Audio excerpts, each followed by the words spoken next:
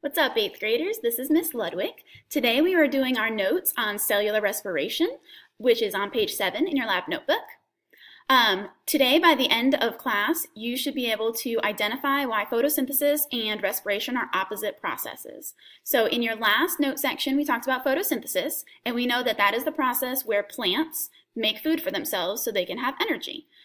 We start with plants take in water through their roots, and they absorb carbon dioxide or take in carbon dioxide through their leaves.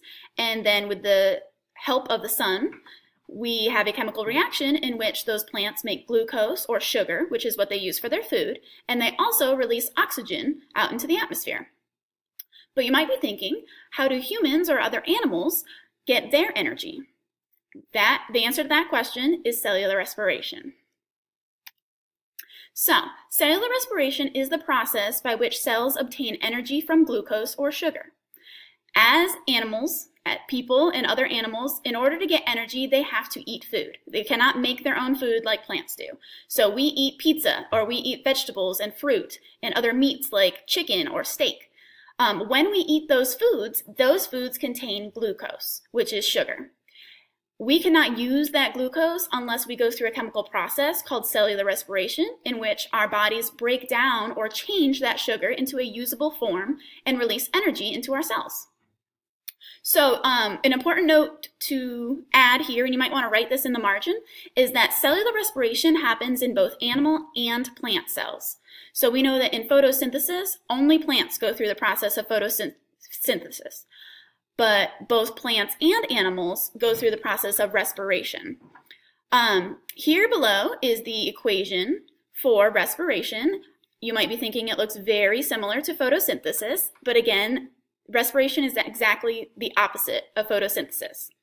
So in respiration, we start with, these are our reactants on the left-hand side of the equation. We start with C6H12O6, which is glucose, and oxygen. And then through that chemical reaction, we are making carbon dioxide, which we breathe out, water, which we also breathe out, water vapor when you breathe. And then the last really important part for cellular respiration is energy.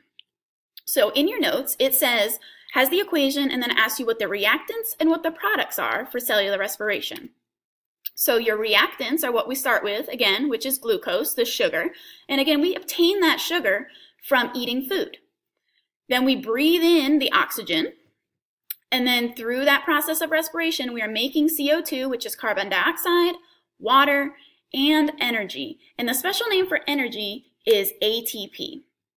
So you might want to jot in right above the word or below the word energy, ATP, all capital letters. And we'll get back to that in a minute.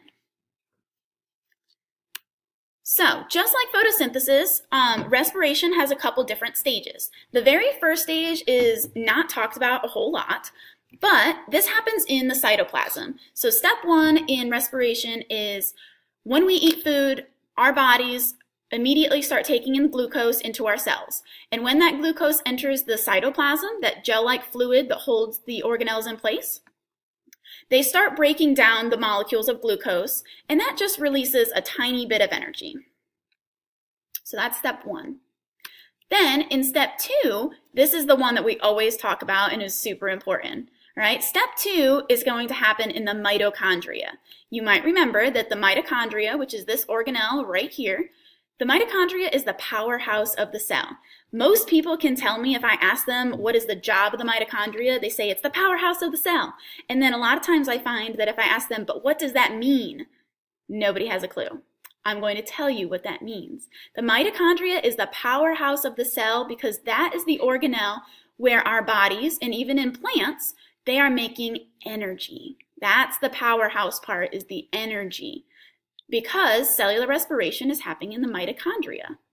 So, during stage 2, we have small molecules of glucose are broken down in the mitochondria. That releases a lot of energy for the cell. All right, and again, that energy is called ATP, adenosine triphosphate. So, photosynthesis happened in the chloroplast of the cell, and cellular respiration is happening in mitochondria. Both plant and animal cells have mitochondria, so this process is happening in both types of cells. Now, I'm going to get back to the fact that we talked about photosynthesis and respiration are opposite processes. Here is why. All right, we talked about photosynthesis last time. During photosynthesis, plants use carbon dioxide, which is CO2, and water, and then they release oxygen and they make glucose. Again, that happens in the chloroplast, which only plant cells have. That's the green machine. So the products of photosynthesis are sugar, or glucose, and oxygen. Then, during the process of respiration, we start with that sugar and oxygen. So the mitochondria is taking in the glucose and the oxygen, and they are releasing or making carbon dioxide and water. So photosynthesis happens in the chloroplast. We are making sugar and oxygen.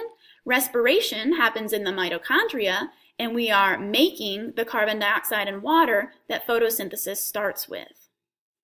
So in summary, I guess you could say, what photosynthesis ends with is what respiration starts with. There is a diagram on the bottom of page 7 that looks just like this. I'd like you to pause the video in just a second. You did one similar like this to this for photosynthesis. So this diagram is showing you what you start with. This is the organelle where cellular respiration happens, and then the products, the 3 products of cellular respiration. So go ahead and pause the video and see if you can fill those in for yourself. Okay, so in cellular respiration, we start with the reactants. We're starting with oxygen. And again, oxygen is coming from our plants. We also start with sugar, again, what the plants made during photosynthesis. The organelle, or the place that cellular respiration is happening, is in the mitochondria, the powerhouse of the cell. Then through that chemical process of cellular respiration, we make 3 products. The first product is carbon dioxide, or CO2. That's what we breathe out when we exhale. Water, H2O. And then the really big deal that I need you to remember is energy. Cellular respiration makes energy for our cells, and we call that energy ATP. So be sure to fill in ATP in this little star thing. So that is, when I say cellular respiration, here's the key words I really need you to remember. I need you to know where it happens. Cellular respiration equals mitochondria, okay? And then if I ask you what is the purpose, or what is the reason that both plant and animal cells undergo cellular respiration, the main reason is to make energy. And when you think of the word energy, I need you to think of the word, or these symbols, ATP. That is the special name for the energy that we're making during the process of cellular respiration. There are a couple review questions also on page 7. Make sure that you answer those questions. Number 1 says, what supplies the sugar for cellular respiration? Okay, first of all, plants and animals are going through cellular respiration. So where are we getting the sugar? Plants are making glucose for themselves. People, or other animals that have to consume food in order to get energy, they are eating food. So they eat pizza, they eat chicken, they eat fruits and vegetables. That has sugar in it. So you're getting the sugar for cellular respiration from the food you eat. Or if you're a plant, you're making it, the glucose. Okay, and then question number 2 says, what does breathing play, or how does breathing play a role in respiration? Well, when we breathe in, what are we breathing in? We're breathing in oxygen. And in the process of cellular respiration, we start with oxygen and sugar. So that oxygen is going to combine with the sugar in our cells in the mitochondria to break down the food that we eat and turn it into energy, or ATP. And then the third question is, how are photosynthesis and respiration opposite processes? So we know that photosynthesis starts with carbon dioxide and water, and then it ends in glucose and oxygen. Cellular respiration is the exact opposite if you look at the chemical equation. So cellular respiration is going to start with the glucose that the plants made and the oxygen that the plants made, and it is going to change and turn into carbon dioxide, so release carbon dioxide, and it's going to release water, and then that main key is the energy, or the ATP. All right, make sure your notes are filled out, and thanks for watching.